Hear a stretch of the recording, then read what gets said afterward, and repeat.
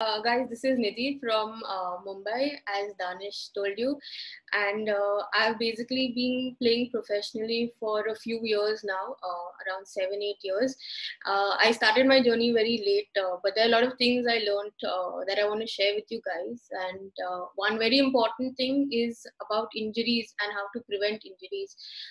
In my entire badminton career, is not I have faced a lot of injuries and surgeries and stuff, but I've also seen a lot of players who aren't competing or aren't playing professionally, who play just for the love of it, facing a lot of injuries. So I wanted to talk to you about that and help you guys prevent these injuries.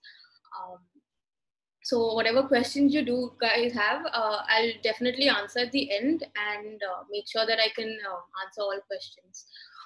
So basically, I wanted to start off by saying I hope you guys are safe at home, and I know it's getting a little bit annoying, especially for all you guys who are dying to get back on court. But obviously, there are a lot of things we can do at home, so don't look at it as a very negative thing. Pretty sure you can work on certain aspects of your game from home. But mainly, I want to talk to you about injuries and how to prevent them. So basically, any injury that occurs during a sport is obviously called a sports injury, and a sport like badminton includes a lot of jumping, twisting, lunging, squatting, bending, and due to this, we load a lot of our muscles and a lot of our joints, and they tend to get injured over time. So one of the most common reasons is overplaying. People don't realize, but they are overplaying, which causes unnecessary load on your muscles and joints, which eventually in time tells and they start to give way. Another major reason is wrong and incorrect landing, incorrect stroking, incorrect footwork. So these are the things that people really need to pay attention to, as this is one of the main reasons people get injured.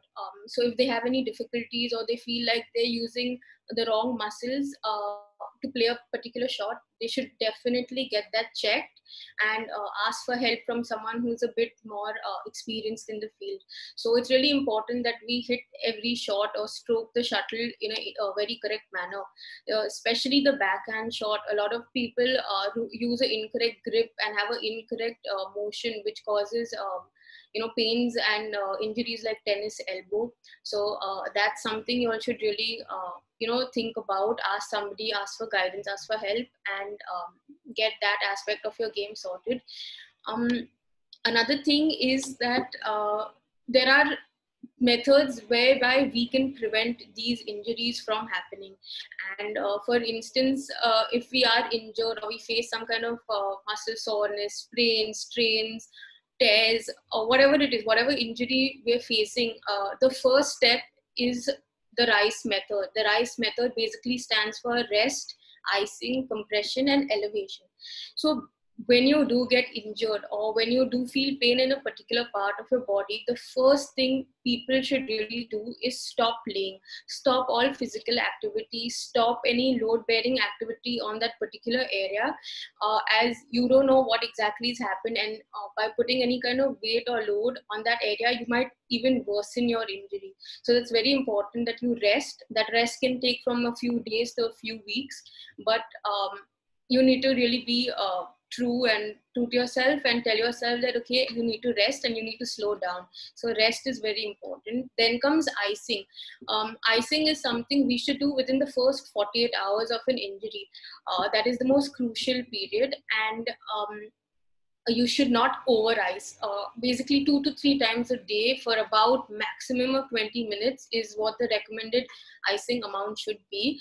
This icing will basically help in preventing further swelling or inflammation to that area. The third is compression. That is basically tying an elastic bandage around that affected area, which will contain the swelling. And do remember not to sleep with this bandage.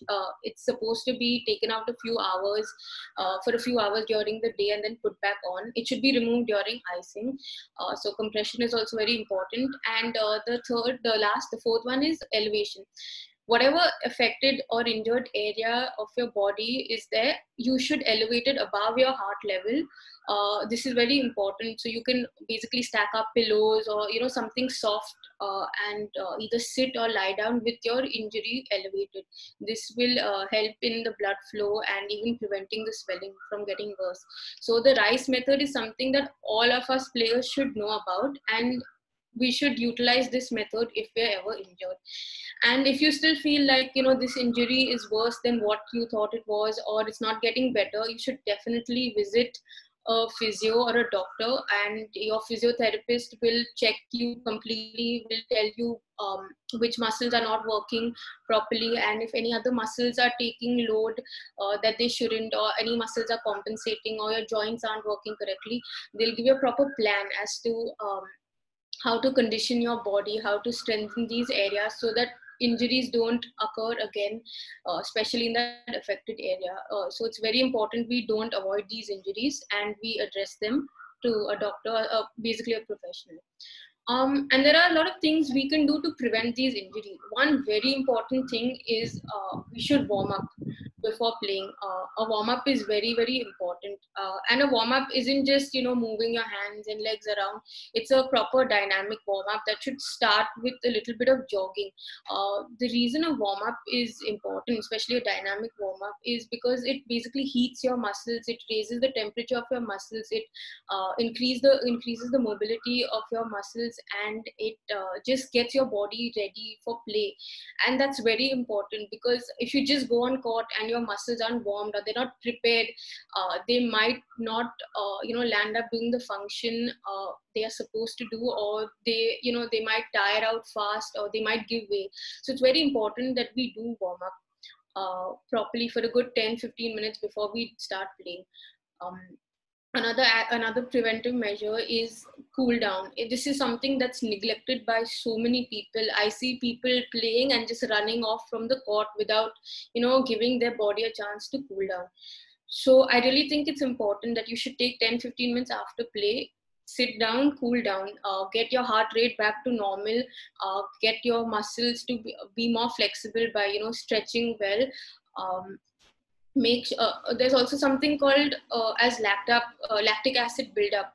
This is something that occurs in athletes, and basically I mean, it occurs in everybody, but the buildup is more in athletes. So it's really important to cool down, as it reduces the buildup of lactic acid, which then can cause soreness and pain and some discomfort. And even cool down helps in preventing your muscles from getting sore the next day.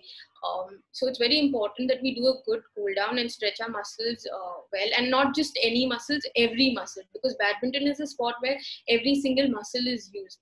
So that is very important to do. There are some other things that we could do. There's something called a foam roller. So I'm going to show you guys. This is a typical foam roller, and it has these grooves on it. And what a foam roller does is it's a self-massaging technique. I suggest that every one of you have one of this, because it's really important in helping in preventing muscle injuries and helping your muscles be more relaxed and more flexible. It will go into your deep tissues and help relieve any sort of pain, especially before playing. Foam rolling should be a must, and it would be great if you do it after playing also. And for example, if you're not going to be playing for the next 2-3 days, it doesn't matter. You should still try to foam roll once or twice a day. It will really help in keeping your muscle flexible and keeping it, not letting knots and stuff like that build in your muscle, which can cause a lot of discomfort during pain. So a foam roller should be a must. And even if you don't have a foam roller, or you don't want to foam roll because you're not able to apply your own body weight on that particular affected area, you should go for massages. It's very important that we get our muscles relieved and we have someone help us reach these deep tissue muscles that really cause the nagging pain. So sports massage is something you should consider getting once in a way. It can really help in preventing any soreness and any kind of discomfort, basically. Other aspects of the game, or basically helping in. Can I just interrupt you? In case, I've heard that if not a foam roller, people can use other equipment. I've heard people use PVC pipes, bottles. Would you recommend that? So more than pipes, I would say a tennis ball, because it's smaller, so you can target that particular affected area very well. So if you have a tennis ball, or even a golf, people use golf balls as well. What you can apply to that, like if it's on my shoulder, you can apply it here. You can stand against the wall and roll on that particular part. So a smaller object is more. You can pinpoint to the affected area better. It's just that foam rolling is a technique you should do even if you don't have injuries, or even if you don't have any kind of pains. It will just help in preventing injuries in the future. That's why I suggest we should definitely foam roll. Besides self-massaging techniques and foam rolling, other aspects that are important in preventing injuries is nutrition. Even if you guys are playing 3 times, 4 times a week, it's really important that you eat the right food. Get in enough of carbohydrates. I mean, carbohydrates is a must. You should include some carbs, because this is what's going to give you energy, and this is what's going to help your muscles go on when you're tired. And even a lot of protein, especially for muscle recovery, protein is a must. Even having stuff like curd or something cooling for your stomach can really help in the game. Try to avoid a lot of fatty foods, fried foods, because it's just going to slow you down on court. You might even put on weight, which will put more strain on your ligaments and your joints, which will make you slower, and it can even cause injuries. Putting additional load on your knees is something we should really be aware of. So try avoiding these fattening foods. Basically maintain your weight and not overload your joints. So nutrition is a very important aspect when it comes to preventing injuries. Also, there's something called strengthening and conditioning that you guys should be aware of. It's basically all your getting your muscles ready for play, and focusing on strengthening them so that they don't give way during a playing session or during a match, or when you're just playing recreationally. You should really think about strengthening each muscle, and understanding what muscles are used mainly in badminton, and focusing on strengthening them.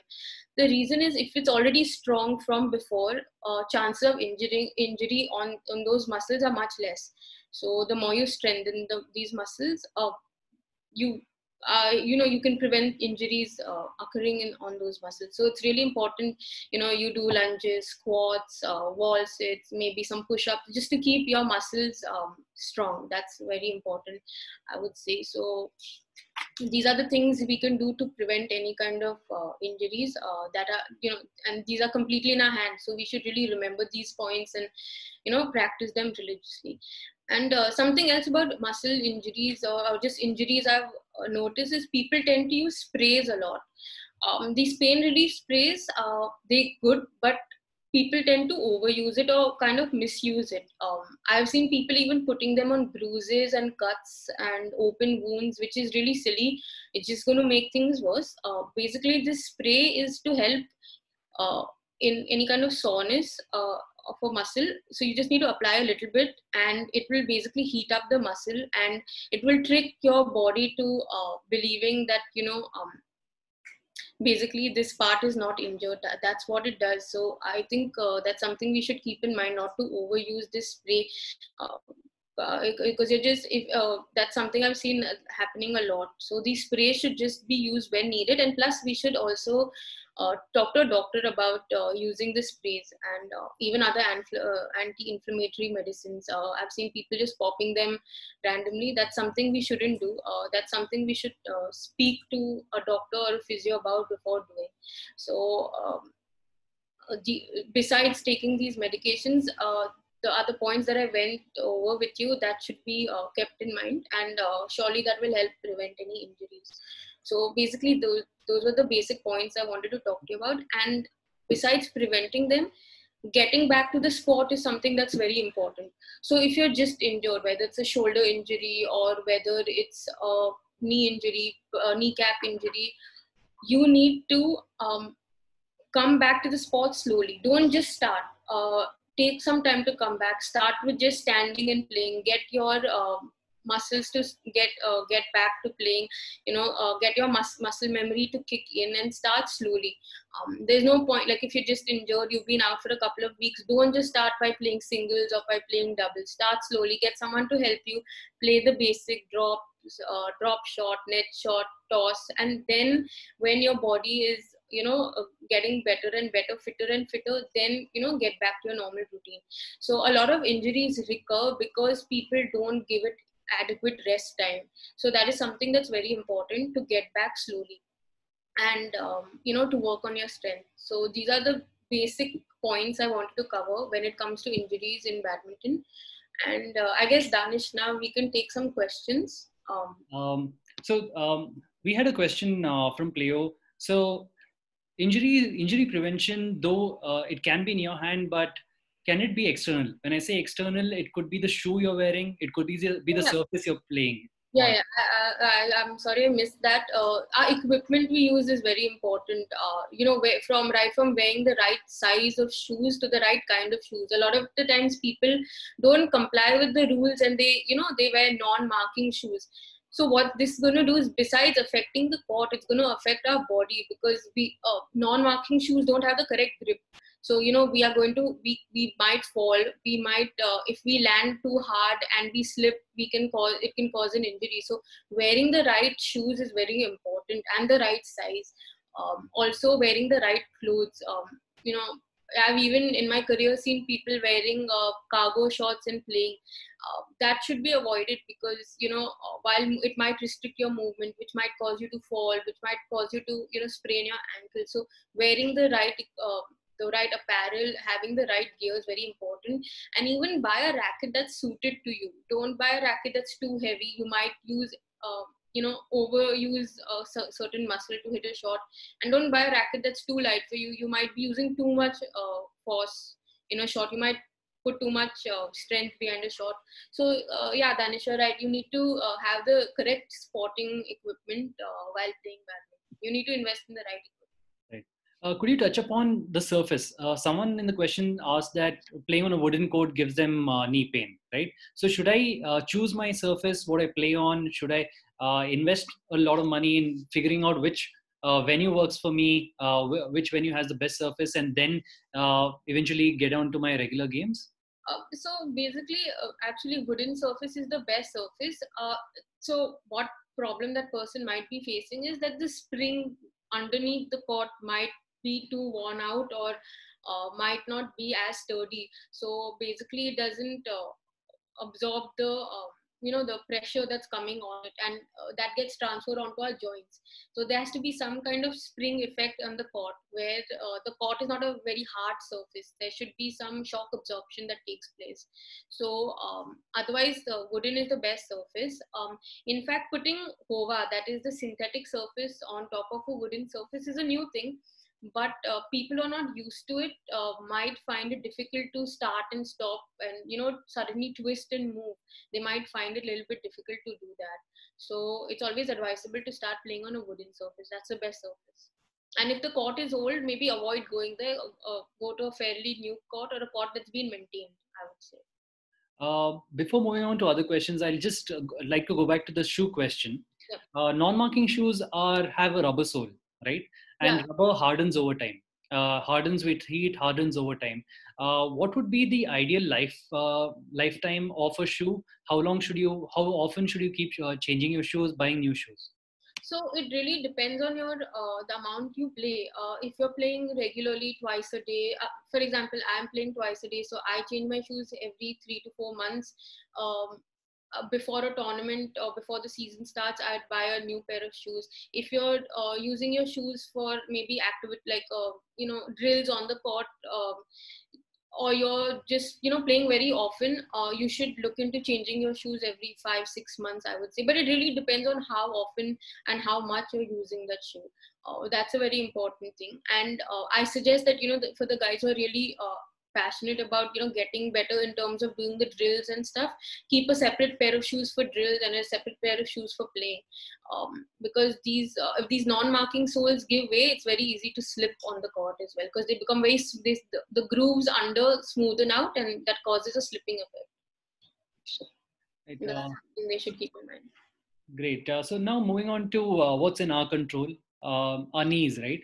I see a lot of questions about our knees where the sport itself demands your knees to be stronger than usual. So, what remedies or what exercises would you recommend to strengthen your knees? And adding on to this question, we have knee supporting caps, ankle support, braces that we put on. Would you recommend those? If not, or if yes, why? So don't unnecessarily wear the ankle support or the knee support. Only if you're asked to. Again, this is something you should do not on your own. This is something you should consult the doctor and do. Also, you should realize that these what do you call equipment can restrict your movement as well. So if it's something you really need, you should buy. Don't just wear it on your own. If you feel like that part is injured or you're straining that part, first ask your doctor and then wear it. Don't just blindly wear it. Because it does restrict your movement quite a bit. And the other, what was the other thing you'd asked me? The other question is knee strengthening exercises or remedies. Yeah, It so could again, be off the court too. yeah, so the thing is, again, a knee is not a muscle, but there are muscles that are surrounding the knees. So we should definitely strengthen that. One is to do a lot of leg extensions. And a lot of squats and wall sits, basically strengthen your quadricep muscles. That's very important. And even to make sure that your calf muscles are strong. Basically there's no particular thing you should do for your knee, but just the muscles around them should be strong enough to support your knee. And even your kneecap, again, your kneecap is like a floating bone, so to say. So the muscles around it should be really strong to support it while landing, taking off, jumping, sudden movements. So I would say just overall leg strength is important. A lot of injuries occur when the motion that I'm looking for is unpredictable, right? So let's say I suddenly have to move backward and I land where my body is not prepared for that movement. And every sport has that. So how do you train yourself to, so whenever you're, let's say you're doing squats or your leg extensions, these are controlled in a controlled environment. Yeah. But how do you train yourself for reacting to something which is not under your control? So, I mean, see, that's going to happen. But what the best thing you can do here is, again, do drills, like mimic the movements you're going to use on court with the right footwork. So if you're landing incorrectly, it's because your footwork has gone wrong. You've stepped wrong on the court, or you've missed a step, or you've landed incorrectly. So one very common thing is when someone jumps to smash, or just jumps to play a certain shot, I've noticed that they land backwards. In fact, you should land with your body forward. So this would prevent a lot of injuries from taking place. If you land backwards, that can cause a lot of injuries. Your knee can twist in, your ankle can twist. So it's very important that we do these movements that we're going to use in the game. So something called a shadow drill, or even agility drills. Agility drills are very important because they're very short but quick movements where you have to keep changing the direction of your leg. So besides strengthening, you should do a lot of agility drills and a lot of shadow drills. So once you practice the correct movement, you shouldn't make a mistake when you're playing the actual game. Okay. So we have a question from Mr. Roth. He says that he got a shoulder impingement about 40 days back and it's getting worse day by day. Anything he should specifically do? So first is obviously rest. Now the thing is, our shoulder is a very small muscle. It's a very small joint, a ball socket joint, our rotator cuff to be specific, and that does get impinged a lot. So basically, even he might be feeling a lot of pain, especially in the first few shots that he plays. So what you need to do here is strengthen your shoulder. Do a lot of rotator cuff related exercises, rotations. If not in the gym, even at home with a TheraBand or with some kind of light weight, to just basically strengthen the shoulder joint. That is very important because we use our shoulder joint in various angles to play different shots. So our shoulders should be quite strong. More specifically, our shoulder joint, the ball socket joint, that's the rotator cuff. So strengthening that part is important. All right. If you guys have follow-up questions, do put them in the comments. If you have a follow-up question or need more understanding on the subject, and I can ask Nidhi the same. So the wrist is something that's used quite a bit in badminton, right? You deceive people. Your the whip movement, the smashes are a lot of it happens in the wrist, but some pain in the wrist really restricts your game. So how do you strengthen them? How do you avoid these in your game? Okay, so the first thing is grip. The grip should be correct. Again, I've seen a backhand grip go very, very wrong, which puts your wrist in a very awkward position, and then you're practicing that again and again, which loads it incorrectly, and then eventually the wrist gives way. Even if you don't have an incorrect grip, if you're overplaying, that can really cause wrist injuries. So, basically, strengthening your forearms is very important here. Or you get even devices like where you keep squeezing it, so basically your entire forearm, all these muscles get strong, and that can prevent injuries. So again, grip is something that's really important, that you have the correct grip, and then strengthening the forearm muscles. That's the best you can do to prevent wrist injuries. And if it is paining slightly, you can tie like a kind of crepe bandage around it and play. Not too tight, but that can give some kind of support to mobilize that part as well. Right. So someone's asking, is there any website or any platform where they can learn how to use a foam roller for massage? So I've really not searched this, so I have no idea. But maybe on YouTube you can just type a basic of how to foam roll before playing or after playing, and they'll basically teach you the different techniques or how to do it. I really don't know specific kind of site, but any athlete related site would also have good information regarding this. All right. So, for an attacking player, a smash is a big part of their arsenal. And for a player who is pushing their body to the limit and getting the best smash out there, shoulder pain or strengthening the shoulder is a big part of it. So, anything specific you would recommend for a player who is, an attacking player?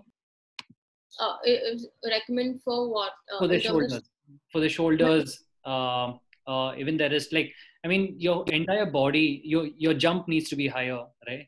So yeah. anything specific you would recommend for an aggressive attacking player? Okay, like to hit a harder smash, you don't need to jump higher or anything. Actually, a smash is hit faster. It all depends on your timing and how fast you whip your racket. How fast the motion of your racket should be fast. It doesn't. Your strength is secondary. In badminton, it's all about timing and getting your hand to move in a very fluent manner. So I don't think there's any particular kind of exercise you can do to strengthen your smash. But what you can do is get your timing correct and make sure you hit the smash in one quick whip. That's what would actually help your smash get faster. But again, overall strengthening can help to a certain extent. But So honestly, when it comes to smash, it's the timing. all right. To Let's say I've been smashing quite a bit and I develop some pain. Should I stop smashing at the moment? I think you'd be smashing incorrectly. You're using your more of your back muscles to compensate, to rotate your body to get that momentum onto the shuttle. So you should probably get that checked. See how you're smashing. See, a lot of people even smash unnecessarily. Like, they just feel like, okay, I'm going to win the point. I'm just going to smash. And, they don't, wait for their chance or wait for their moment. They just keep smashing and smashing and smashing. So that's something also people should avoid doing. They should build it up in such a way that they smash at the right moment. Nidhi, you initially touched upon pushing yourself. Injuries are caused by pushing yourself a bit too much. So someone's asked here, Mr. Pramod Jain has asked that you suggested that we play 4 days a week. So is playing daily a problem? No, not at all. Playing daily is not a problem. Do take one day off in the day, maybe a Sunday or a Monday. Do take one day off just so your muscles get some time to recover. All the muscles that are broken down during playing, get time to recover and rebuild themselves. But playing on a regular basis, 5 times, 6 times a week is perfectly normal. There's nothing wrong with that. All right. Mr. Saurabh Banerjee asks that badminton's an indoor sport. Sometimes they don't have proper ventilation and it gets hot and humid, right? It's hard to breathe, especially when it's an intense game. How do you cope with this? I don't know if it counts as an injury or injury prevention, but it was a question, so I'm just putting it out there. gets hard to breathe. But I mean, yeah, I guess that one thing is just learning breathing techniques, like learning to breathe correctly during the sport. Maybe some meditation could help in that. It's not exactly an injury, and I haven't felt that myself. Yeah, it gets really hot, it gets humid, there's really no ventilation. But the thing is, our bodies get used to it after a point. So I personally haven't faced that problem or seen anyone who's really faced that breathlessness or something. But it's really important to learn how to breathe while playing and to not like hold your breath too long or something. So in case that is happening, we should keep that in mind and avoid that. Yeah. And I think it's the same for both. Even your opponent feels the same humidity, so it's an even playing field. Uh, okay, so there are a few questions which are not related to injuries, which I'm going to skip for now. We have a question from Ajoy, which is how to avoid ligament tear. If not, how to come back from a ligament tear. Okay, so I myself had a ligament tear. So out of personal experience, if it's like a complete tear, which requires surgery or something, you need to do proper physio and not just once a day, 2 to 3 times a day. Regularly condition and strengthen your muscles. Rest is important. And one thing that I did is I took 6 to 9 months before I could actually get back on court. So ligament injuries are something you should not take lightly. You really should rest. Rest is the best when it comes to ligament injuries, and then your rehab. So that's one thing. And preventing ligament injuries would be, again, learning how to land correctly, learning how to get your basically when you're landing, your knee shouldn't go inside. You should make sure your knee doesn't twist inside, which means that your hip muscles and your hip rotation, your hip flexors are all working in along with your hamstrings, along with your quadriceps, so that they don't fall in. So that's very important. You should do a lot of jumping actions, a lot of strengthening of the quadriceps, and these kind of other conditioning drills that will help in landing correctly. So that's very important. Uh, Taking a line from ligament injury, I've heard a lot of people, it could be the ACL, the MCL. We get a lot of people suggesting surgeries. So do you think, I don't know if, you would be okay to answer this. If it has to be a doctor's opinion, then so be it. But your opinion on surgeries? Yeah, so for if it's a complete tear, you need to reconstruct that entire ligament. So you need to go in for surgery. If it's a partial tear, that's something that can be healed over time with exercising, icing, and other physio techniques, ultrasound, etc. Depending on your injury. But if it's a complete tear, you definitely need a surgery. You should get the surgery done if you want to play properly.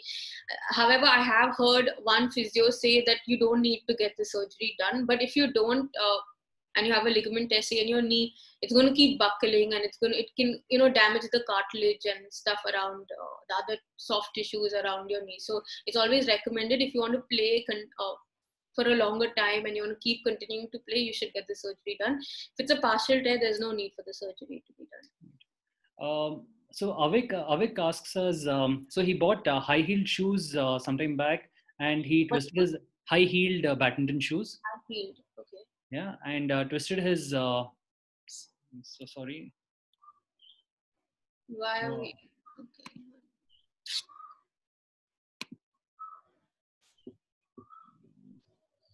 so sorry, guys.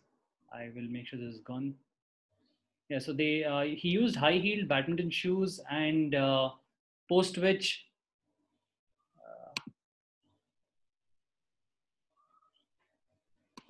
Can we remove? yes, I've Yeah. stopped. Right. So he used high-heeled badminton shoes and then twisted his ankle about 2.5 months back, and he visited the doctor. There have been no fractures. How can he get back from this? Is his ankle still paining? Yeah, Was it it? still hurts. Yeah, the pain's still there. Yeah. I mean, Um, what would you in general recommend for ankle injuries and ankle strengthening? Ankle strengthening, then we'd use something called a TheraBand, which is a resistance band, and there are certain motions we need to do with our ankles to strengthen it, like side to side. up, front and back, the various movements of the ankle with the TheraBand. That is something we should do. But if it's really paining, if even walking and it's paining, I suggest you don't play. And the physio will give you something called ultrasound, which will basically relieve the pain and help in rebuilding that injured part. So if it's paining while even walking, I suggest you don't play at all. And if it's paining, during playing, again you should stop playing. I suggest again visiting a physio and getting all the correct strengthening exercises from a physio. But again, if it was me, I wouldn't play with the ankle injury, because you can even tear your tendons in your ankle very easily. Then that again calls for surgery. So Right. I would give it a rest, and a lot of icing for sure. Okay. Pratik asks me about shoulder pain and elbow pain. So if you could just touch upon, we've spoken a lot about the shoulder, Yeah. but the elbow, what are the injuries that are common in elbows, and what do you think are the best ways to get? So tennis elbow is the most common injury I have heard of in badminton, and that's again due to incorrect movements like backhand or something like that. So getting your technique correct in how you hit the shots is very important. Um, that would help in preventing any sort of pain at the elbow. Elbow is, in my opinion, elbow is the thing you would injure last. First, it would be like knee, ankle, shoulder, and then elbow. So again, technique of hitting and stroking the shuttle is very important. All right. So we have the muscle tape or the KT tape, which a lot of players are using these days. Would you recommend them? And if yes, then why? So the KT tape is something only the physio should put. They know exactly where to put it, how much pressure to put it. It basically limits a particular muscle's movement, and it shouldn't just be put like that. It should only be put if there's an actual need for it. It's not a cure. It's a very temporary way of relieving pain from one muscle and loading the other muscle. So it's something you should go to your physio for, and only if they recommend it, you should put the tape. But on your own, it's highly advisable not to use the tape. All right. We'll take 3 more questions, Nidhi, if that's okay with you, and Yeah. we'll end the session. We do have quite a few more questions. We will keep a note of these questions and make sure Nidhi gets back to them somehow either through on the chat or maybe have another session. We'll get back to the question. We have Vijay, who is asking, what shoes would you recommend to avoid any injury? And is it okay to use silicone soles inside to get more cushioning? So again, I've never been fan of the silicone cushioning that is there, because at least in the kind of amount I'm playing, the intensity with which I'm playing, they wear out really fast, and I've not really seen them help me in any which way. The correct shoes now, it really depends on your level of play. I mean, I'm using a shoe called Aeris 3 by Onyx, and they're very lightweight shoes. So I just feel it's easier for me to move. So I'm using those shoes. So if that's something you're looking for, you should, try out those.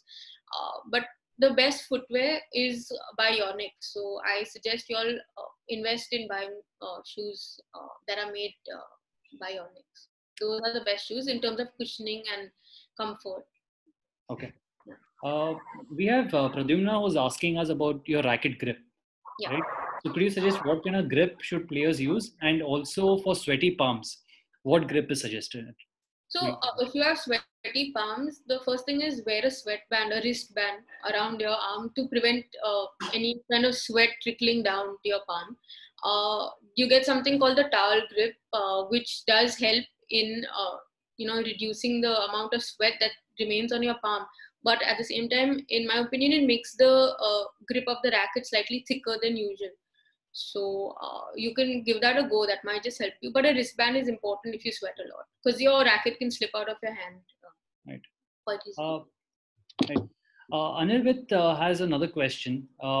So he asks us, which racket would you recommend for powerful smashing, keeping in mind your shoulder, right? Your shoulder is strained. So would you, maybe not the specific brand, but how would you choose your racket?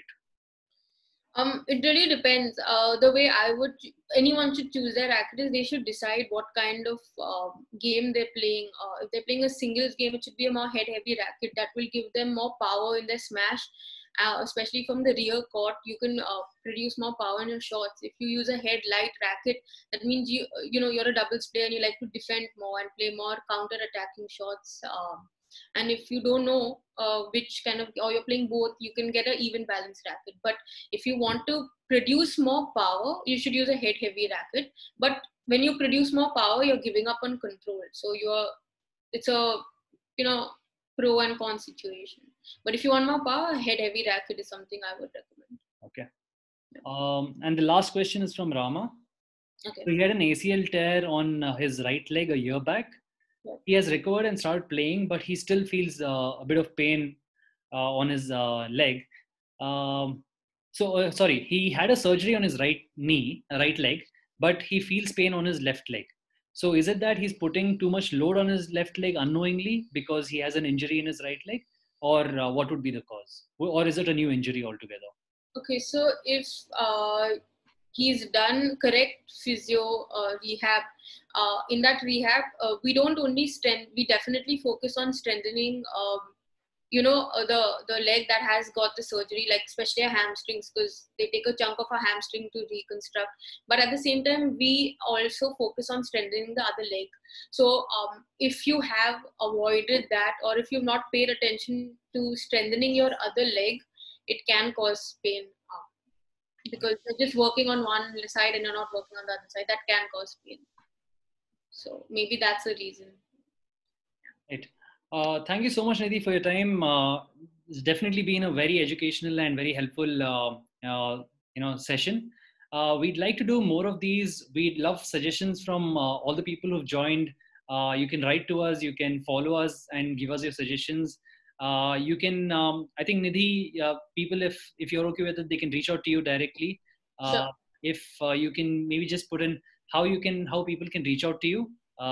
Is it either through Instagram or your email ID? We can send that to you on the chat a little later, so it shouldn't be a problem. Yeah, DM, Instagram DM is fine.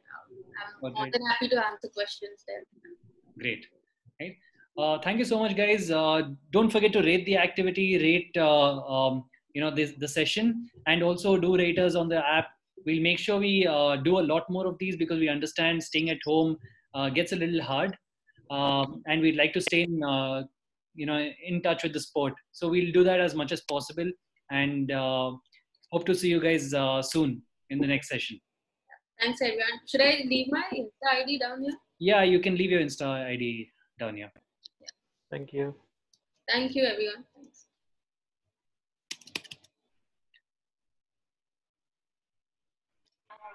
Mom's spaghetti, he's nervous, but on the surface he looks calm.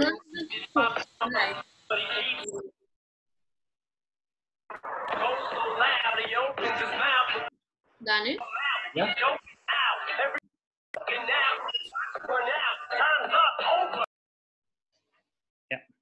Yeah, I'm not able to post my Insta ID. That's okay. We'll send it on the chat a little later. Yeah. Cool. All right. Yeah. Thank you all. Thanks. Thank you. Bye bye. See you. Bye bye. Thanks everyone. Thanks, Nidhi. Thanks, Danish. Bye bye. Thank you. See you all. Yeah. Bye bye.